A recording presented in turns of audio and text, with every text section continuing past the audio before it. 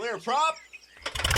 Star 73, Yankee number 2, following twin traffic, 3 mile final, clear Sutton. 1 Charlie Bravo, exit in runway 25, going 4 mile final. This is Behind the Prop with United Flight Systems owner and licensed pilot Bobby Doss and his co-host, Major Airline Captain and designated pilot examiner Wally Mulhern.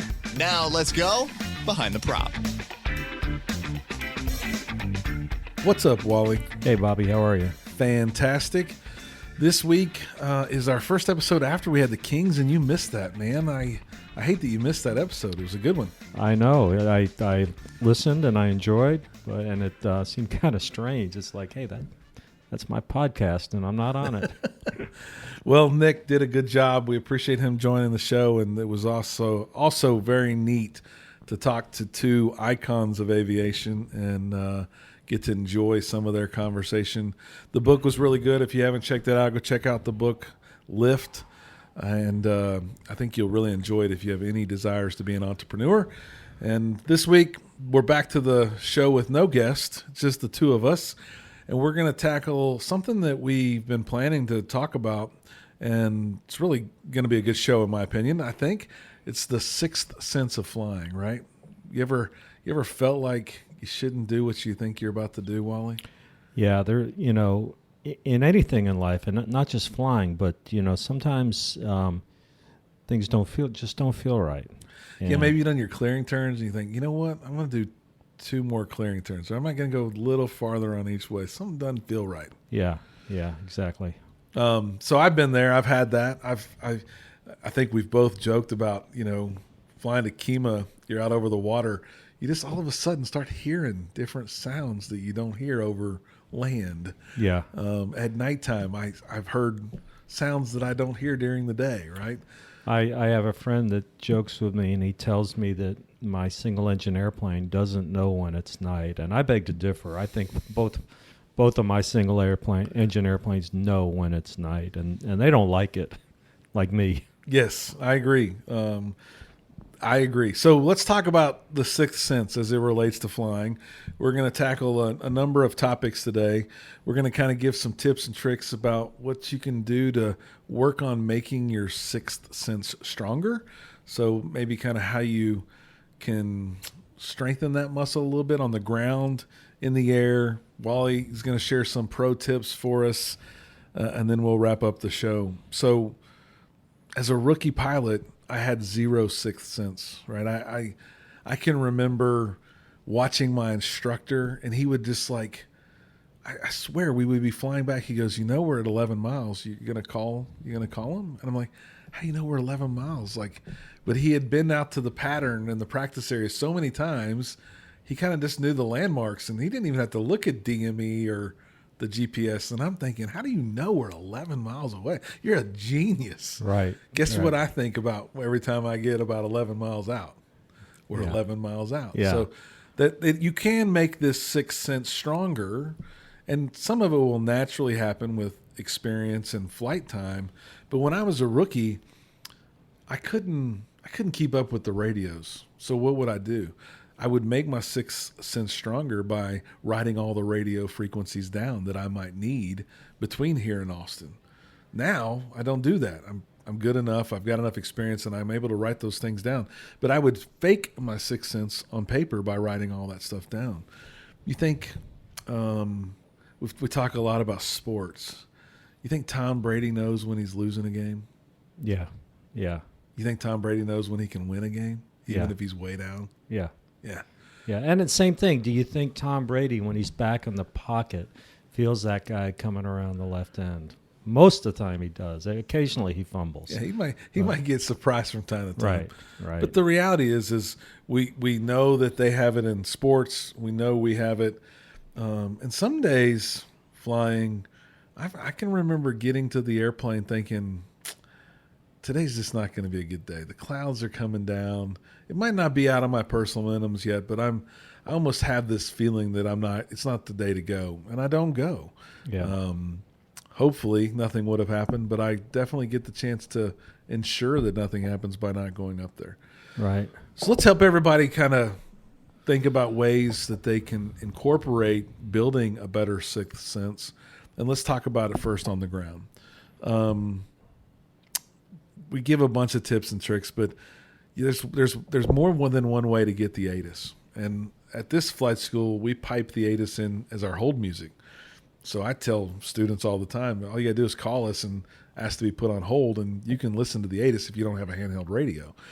The METAR and the ATIS are normally pretty close, but if you're going to call for ground taxi instructions or you want to go somewhere, you have to have had a chance to listen to ATIS, right? You got to tell them I have Alpha, Bravo, whatever it is. Right. So you can get smarter, be more prepared, have that sixth sense by listening to ATIS on the ground. Listen to it on our phone system. Maybe you have a handheld radio, listen to it. You're starting that process of getting prepared. I think of it as, man, I listened and wrote ATIS down a lot before I got my private pilot certificate, but I never really knew all the information that I was being given, right?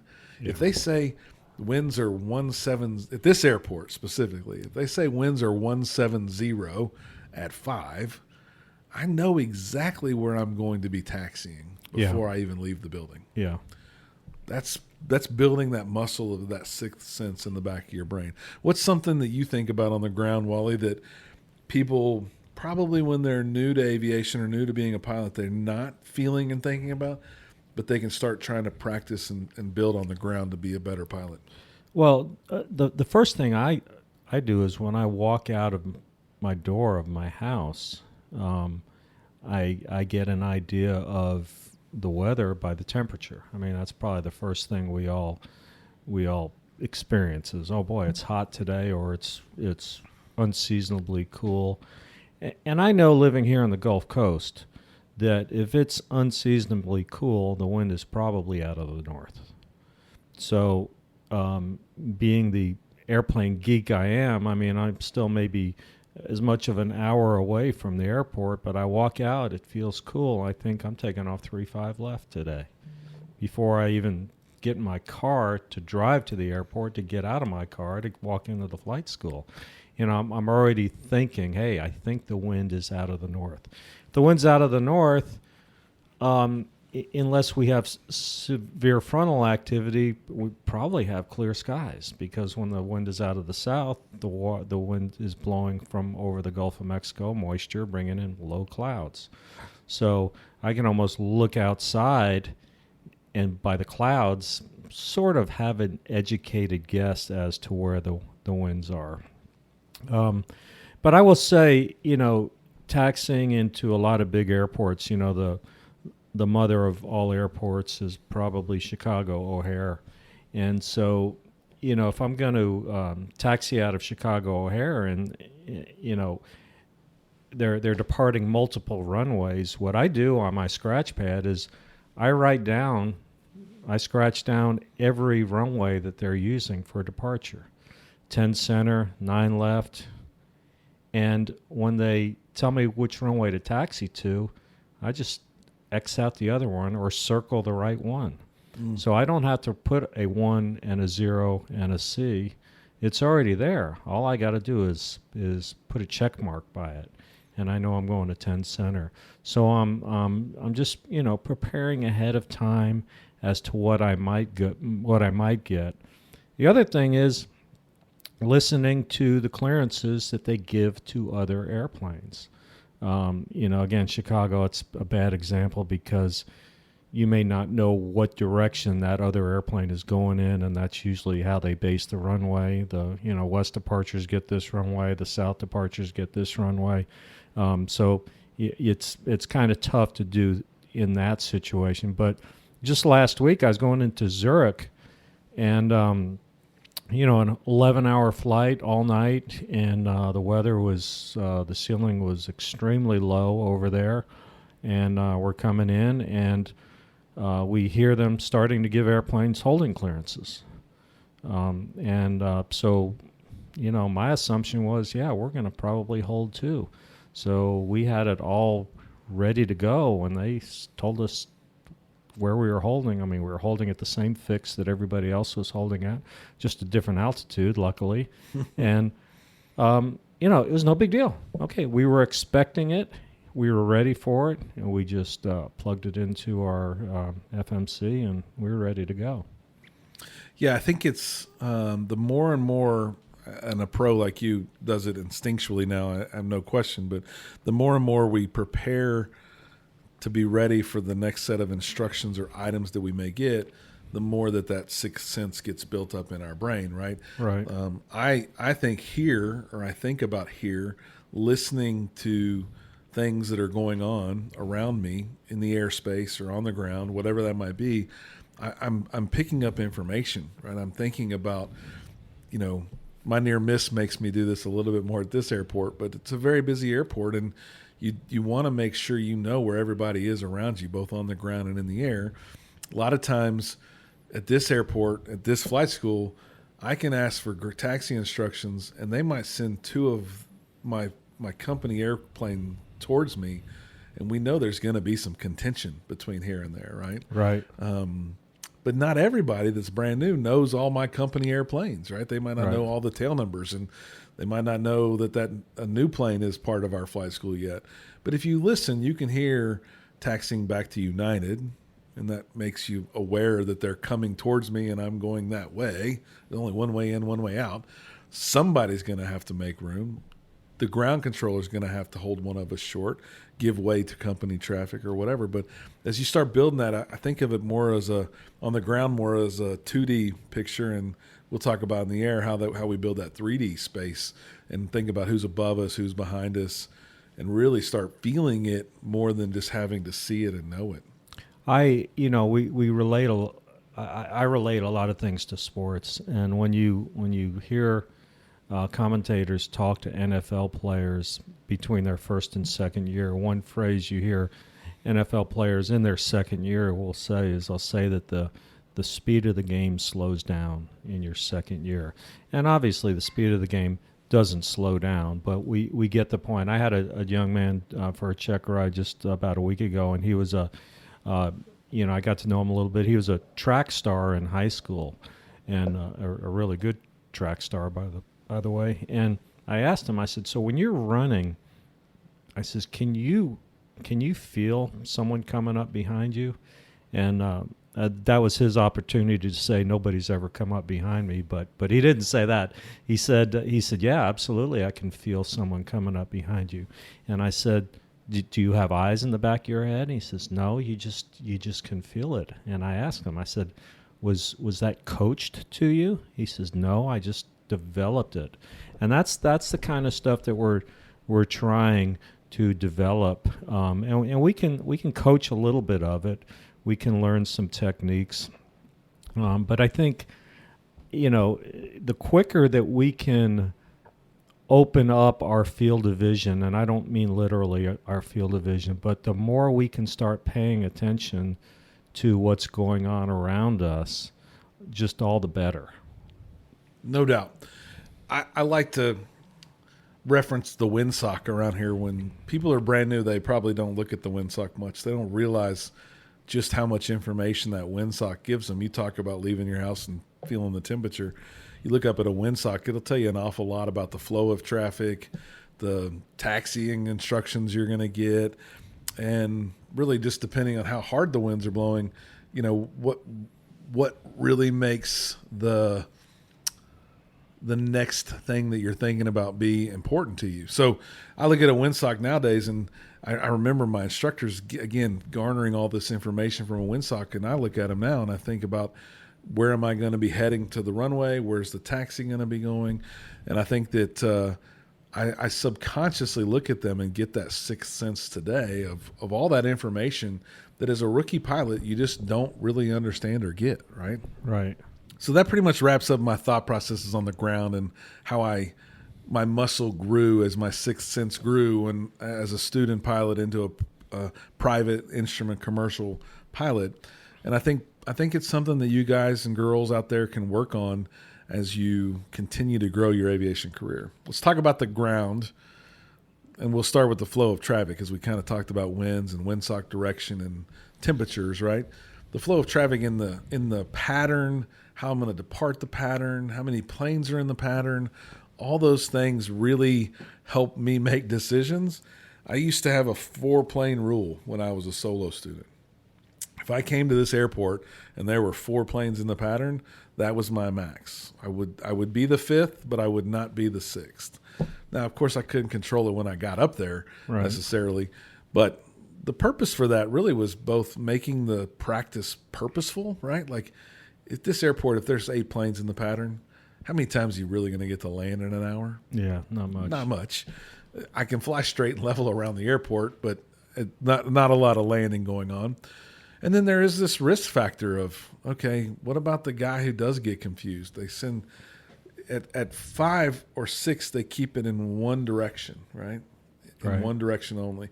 And then if they get to 8, they're going to probably split them on 2 runways, and you're going to be coming right at each other, right? Yeah. Just you're opening up your opportunity for all kinds of other mistakes or problems, right? So I think I learned flow of traffic to be a very important thing after I became a private pilot. I mean, I knew we were leaving on 17 right or 17 left, but the flow of traffic became very big. And then, as I mentioned, my near miss, a helicopter was practicing engine out landings, and they came down right on top of me. So that changed everything on the way I think about the flow of traffic and what all is above me and around me. And the ADS-B helps a ton for a in-air airplane, but I use my ADS-B on the ground to make sure there's no helicopters doing practice engine outs above me as well. We talked about the 10 miles out. I think instructors and people always seem to know where they're at, and that's not just because they became great navigators, right? They have the sixth sense of a seasoned pilot. I can give you an example. When I was in the practice area, actually working on my commercial stuff, this might be embarrassing, but to some, but not to me. But I was working on my commercial maneuvers, and one of my instructors was like, pick a point where you want to do 8s on pylon. And I'm like, I'm out there, we're flying around. Here I've done chandelles and lazy 8s and all this other stuff, and we're doing this mock check ride stuff. I picked 2 points, and they're like, you're really going to do it right over top of another airport? Just so happened to be we were really close to the Soaring Club, a glider port out there. And I picked 2 points, and here we were. We were going to be making an 8 really, really close to the final for a glider port. Probably not the best decision. Right. Does a private pilot do that? Probably. They make that mistake. Yeah. You've all seen the meme of pick the best field to land in. Yeah. And they see this beautiful field right on the other side of an airport. Yeah. It is a sixth sense that we can all grow into and learn a little bit more about. Talk to us about things that maybe are common sense, Wally, or should be common sense that as we go from private to later on in our career, the common sense seems to be more common. Well, I'll tell you one thing that we see at this airport when they taxi you to the runway, they will say contact tower when number 1 at the runway. Okay. And take what ATC says literally. They want you to contact the tower when you're number 1. Now, that doesn't mean that we can't monitor tower when we're number 3. Earlier today, I was doing a check ride here, and there was a lot of traffic, and there were about 7 airplanes lined up to take off. And we were about number 4. So there were about three behind us and 3 in front of us. Staying on ground control really did us no good at that point.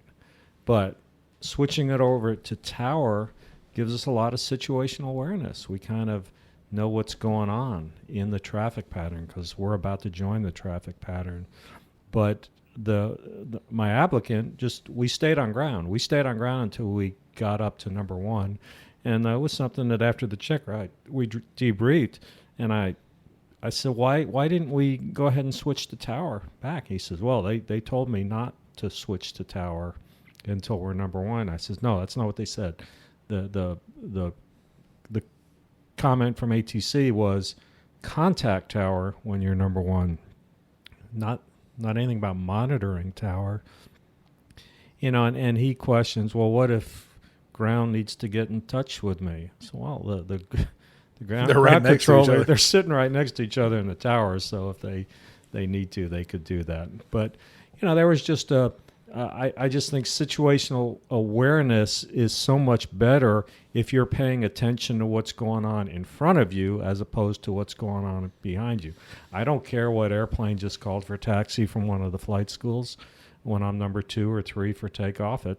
That's stuff that's going on behind me. But what I would like to know is that there's a citation on a 6-mile final. Well, if I'm number 2 or number 3 and there's a citation on a 6-mile final, I'm probably going to be after the citation. No question. So now I'm thinking, okay, let's be aware of that whole wake turbulence thing. It's opening up that can for me. No question. What about some things I've seen while flying with other people that maybe sixth sense, maybe just common sense, but I'm flying along. I'm in College Station. The altimeter is 30.03. And the next reading I get is 30.30. How realistic is that's going to happen? My altimeter moved 300 feet plus. Yeah, and going from the short distances that we go to and if the weather is basically the same, the altimeter is basically, the best way to really monitor weather is by pressure. And if the pressure is significantly different, the weather is probably significantly different, totally different winds. So if you're going from one airport that's, 40 miles away from the other and the weather is basically the same, the altimeter is probably going to be real close. So, yeah, if you see a big change, you should probably check. And I think what's really happened is they've heard it wrong. They've gotten audible dyslexia or whatever. They've heard 30.03 and they wrote down 30.30. Right. It's their own really inadvertent mistake, but you kind of start being able to call, this shouldn't be happening. I don't think that's the right thing here. And then you got to kind of challenge it. I like to use the words trust but verify. Mm-hmm. Yeah. You had an incident recently, or not really an incident, but an activity with an applicant where you guys were going to fly northwest, I believe. Yeah. You felt a sixth sense that they didn't feel. Let's talk about that for a little bit. Yeah. So here at this airport, we have runway 17. Let's just call it north-south runway, and we were gonna take off on runway 17 right. And obviously they're landing 17. The winds were out of the south, and we were going to depart to the northwest. And that's what he told them. And we got to the end of the runway, and he told them we were ready to go on runway 17 right. And the tower guy said, "Say your direction of flight." And our course was 349. Okay, 349 degrees. He said, "Say your direction of flight," and he said, "We're going to the north." And so the clearance from the controllers, runway 17 right, clear for takeoff, make a left downwind departure. So if you can envision this, a north-south runway, we're going to the northwest, and he wanted us to make a left downwind departure. And I just thought, oh boy, how's this going to work? Because eventually, to get to that 349-degree course, we're going to have to cut across final. And damn near be on final. Right. And it created a little bit of an issue with ATC, but it was a really good learning experience for the applicant. He didn't do anything illegal, didn't do anything to violate anything, but he could have done a better job by saying when ATC said, "Say your direction of flight," he could have said northwest. And we debriefed this, and his thinking was, well, 349, that's more north than it is more northwest. And you're splitting pairs at this point. But the whole point of the controller was sometimes the controller talks in code. You know, sometimes if you're coming in, you're doing 120 knots, and he may say to you, traffic following, you're following 3 miles ahead doing 60 knots. He's not telling you to slow down, but he's telling you to slow down. You're doing 120, he's doing 60, and he's 3 miles ahead of you. There's a potential problem if you keep the speed up that you have. So without him saying, "Hey, buddy, slow down," you should probably slow down. Right. And again, I don't know that a rookie pilot, I don't know if in my 40th hour I would have picked up on that. Right. As obvious as that seems today, I don't know that I would have picked up on that. But I do think that as your sixth sense grows, you're going to pick up on things like that. There's a lot of, in my opinion, navigational stuff that you just start getting good at, and it makes it look like you got a better sixth sense. But you know, the use of a GPS, the situational awareness with ForeFlight on your leg, you just know how these tools work. You've got a lot more information naturally flowing into your three-dimensional picture in the air, right? So Yeah. I've got now with ADS-B, I've got traffic all around me on my screen, maybe multiple screens. I probably know the airspace better than I did when I had 40 or 60 hours of flight time. So I can. You ever feel like there's a shelf that you're about to break through above you? Oh yeah, yeah. That's Yeah. not just because you're like all of a sudden got a monitor in your brain saying you're approaching Bravo, you're approaching Right, Bravo, but right. but you have been around here so long that you have a sixth sense that Bravo is 50 feet above us, and I am not letting this applicant go 50 feet higher. Yeah. Same thing with you when you get towards the soaring club, you start looking for gliders. They might not have ADS-B. ADS-B is not required at that part of the airspace. Things that just rookie pilots don't know, and you can start building that up as you grow as a pilot as well. Any things to think about, Wally, with navigation that you think just comes so natural to a guy that's got 35 years that us rookies don't think about? Maybe not so much with navigation, but this is something that comes out a lot, and this is going to be a controversial subject I'm about to bring up. We're about to have a pretty important not a presidential, but an election in this country, and what I'm about to bring up may rival that in the amount of controversy. Because the flight instructors are going to hear what I'm about to say, and they're gonna say no, don't do that. But hear me out on this. Back in the day, when somebody gave you a phone number, what would you do with it? You would write it down on a piece of paper, and then transfer it to your address book or whatever you had. Now, when someone gives you a phone number, probably the first thing you do is you just pull out your phone and you enter it straight into your phone. Or I text it so I don't forget. Yeah, exactly. But I don't write it down. We don't write it down.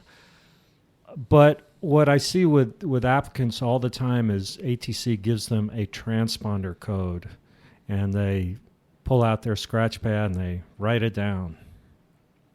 And then they read it back to ATC, and then they transfer it from that pad to the transponder. And my thought is, why not just go straight to the transponder? I brought this up in a debrief to a young man just the other day, and he said, well, I want to write it down in case of electrical failure. I'll have it. And I said, well, what good does your transponder code in case of electrical failure do? Your transponder's no good. And his point was, oh, yeah, that's a good point. And then someone once said, well, I want to write it down so I always have it so I can reference it. And I said, well, the transponder has a digital display. So when you put it in the transponder, it's in the transponder. I've just seen too many, well, not a whole lot, but I've seen errors where they write it down correctly, but maybe now when you transfer it from that piece of paper to the transponder, it doesn't get transferred correctly. So why not just eliminate the middleman? When they say squawk 1, 2, 3, 4, just reach over to the transponder, put 1, 2, 3, 4 in. You've eliminated the middleman. You've eliminated fumbling for that pencil. And I don't know. And again, now I'm not saying with ATC clearances when you have a pen in hand and you are writing, you're cleared to XYZ airport via as filed, climb and maintain 2,000, expect 8,010 minutes after departure. As you're writing all that down, sure, go ahead and write it there because you're right there. You've got the pencil and the paper right there, or whatever you're using to write on. So anyway, that's just a technique, and it is a technique. There's nothing wrong with writing it down on paper if that's what you want to do.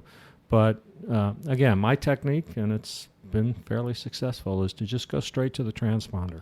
Well, that's our first pro tip there on your sixth sense, and I think a lot of that has to do with your ability to stay in front of the plane, right? I rewind to my check ride with you when I was an instrument pilot. You gave me some similar feedback. I think we were coming out of Conroe, and I was told to fly heading at 270. So I wrote down 270 on my notepad and then reached up and turned the heading bug and made sure I was on the track or the heading of 270. And then I flew that for 2 minutes probably in the grand scheme of things. And they said, turn to a heading of probably something more like 200.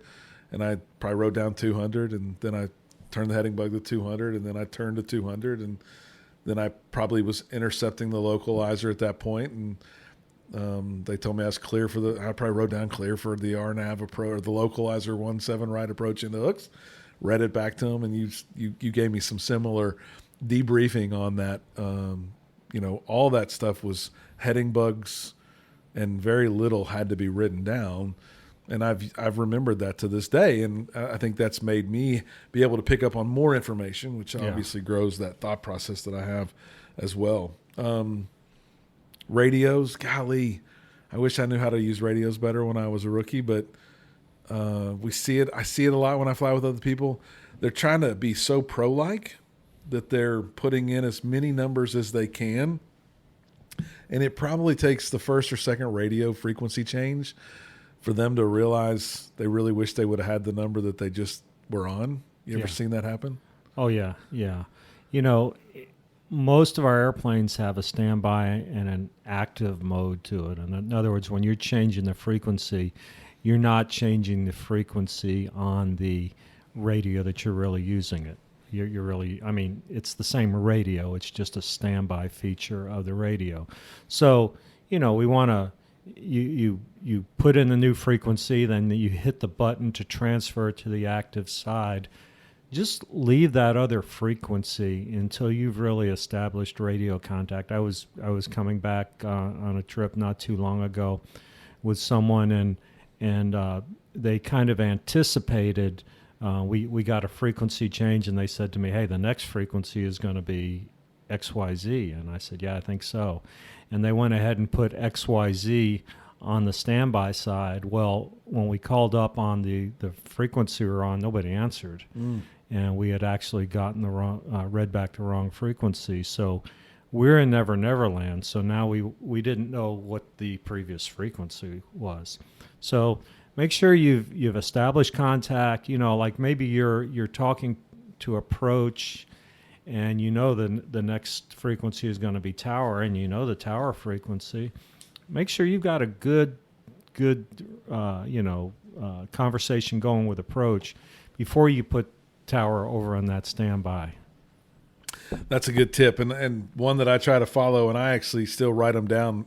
I know we just said don't write stuff down, but as I'm on a long cross country, if I have 4 frequency changes, I write them down, and you're pretty sure you're going to go in the other order, but I don't plug them in. I wait until I know I've established contact with that next one. Yeah, I have some routes that I fly, in general aviation a lot, and I have in the notes section in my phone, I have the frequencies. I can just look in there, and 90% of the time it's right.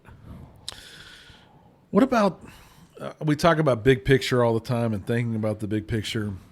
What would you suggest to someone if they just feel like something's not really right? They're up in the air, and they feel like something's amiss. Their sixth sense screaming at them, the controller just said, hey, you're going to land 3-5 at this airport. You're going to land 3-5 left, enter a left downwind, a right downwind for 3-5 left. That would be a little abnormal here if I was coming from the west. Yeah, if you're coming from the west, just query the controller. Just say, hey, confirm you want me to on a right, or a right downwind. You want me to cross the runway? You want me to cross over the airport and do this? So I with my students, and I would always say, okay, what are you expecting? All right, we're going into XYZ airport, and it's a controlled airport, and we're coming from this direction, and we're pretty sure they're going to have us land on this runway. What do you think would make sense? And you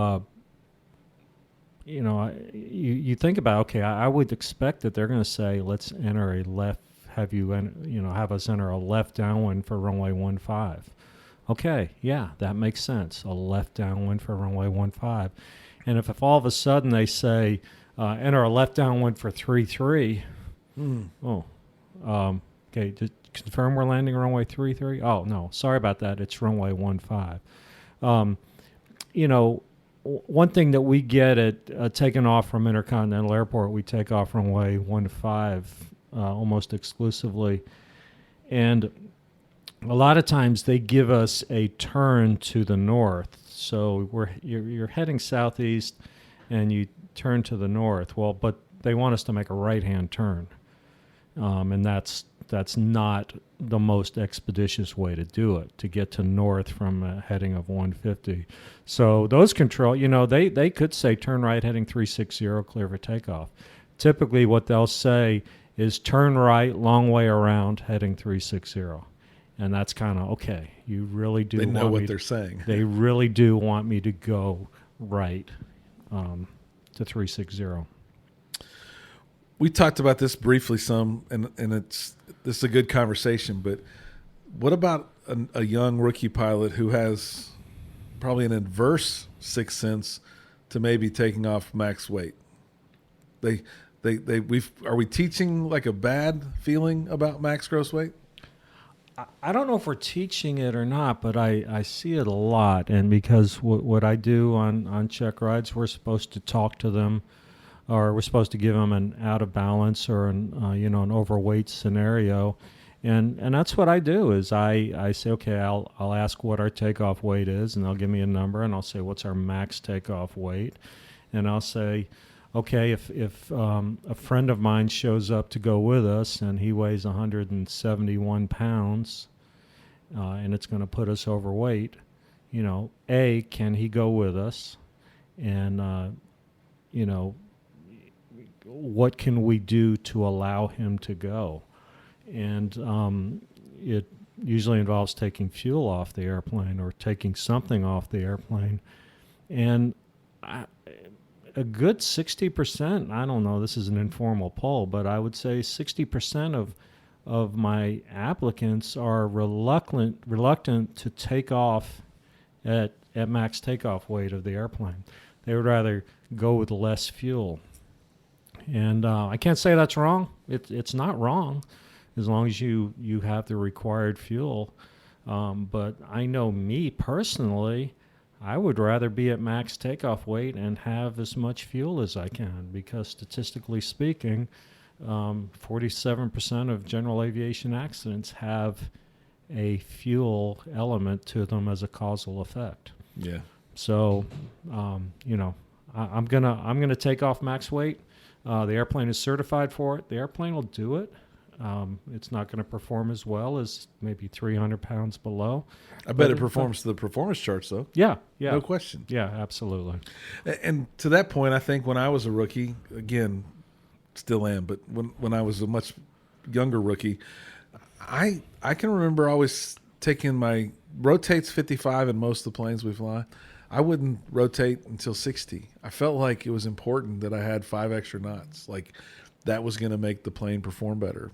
Shows me now what I really didn't know back then. But, To add 5 knots to a rotate speed is not something that Bobby Doss should be doing in my own performance charts. Right. I don't understand that. I'm not. Right. That's not really good for you. So Yeah. if for some reason you hear an instructor or you're teaching these mechanisms that are outside the performance charts, you're probably creating some negative sixth sense that might turn around and get somebody hurt one day, right? Yeah. And so we want to strengthen the right sixth sense, and hopefully we've done that today by sharing some of these topics and ideas with you. I would assume, and I know I've lived a 50-year life now, so I've seen it many times in my own life. I've had that feeling, and 99.9% of the time when you have that weird feeling, you're probably right. Yeah. I don't know what it is. I don't think anyone knows really what it is. We're calling it a sixth sense today, but you've been there. You felt it too, right? And if you feel it, trust it, challenge it, trust but verify. Make sure you understand what's going on. If the controller says something that's wacky, challenge them, ask them, clarify it. Don't go against your sixth sense. Yeah, and for the younger pilots, when you're talking to the controller, when all else fails, just talk normal language. Just say, "I'm sorry, I don't understand what you're trying to tell me." Yep. You know, that communicates, and I think the controller at that point will back way off, and I say back off, but I think they will say, "Okay, I have someone who's maybe a little stressed. There's a little stress going on. Let me, instead of giving him 4 instructions, let's just give him 2 instructions, and then when we've got that resolved, I'll give him 2 more instructions." Yeah, I would always say, man, challenging a really upset controller is always going to be better than ending in tragedy, right? Yeah. And if you've listened to any air safety videos or audio files of the things that ended really bad, I predict that you probably heard a pretty nervous pilot talking to a controller that was a little elevated. And yeah, I might have an instrument rating and I might be in the soup and should be more proficient, but I'm scared to death. I need help. And Yeah. I think I would say that before I tried to let my ego take me into the ground. Yeah. And Yeah. I would encourage everybody to do that too. And if you feel that way someday or you got that sixth sense, by all means, please trust it, use it, make sure you stress it to whoever you're talking to, and fly safely. And don't ever forget, stay behind the prop. Thanks for listening. Thanks for checking out the Behind the Prop podcast. Be sure to click subscribe and check us out online at BehindTheProp.com. Behind the Prop is recorded in Houston, Texas. Creator and host is Bobby Doss. Co-host is Wally Mulhern. The show is for entertainment purposes only and is not meant to replace actual flight instruction. Thanks for listening, and remember, fly safe.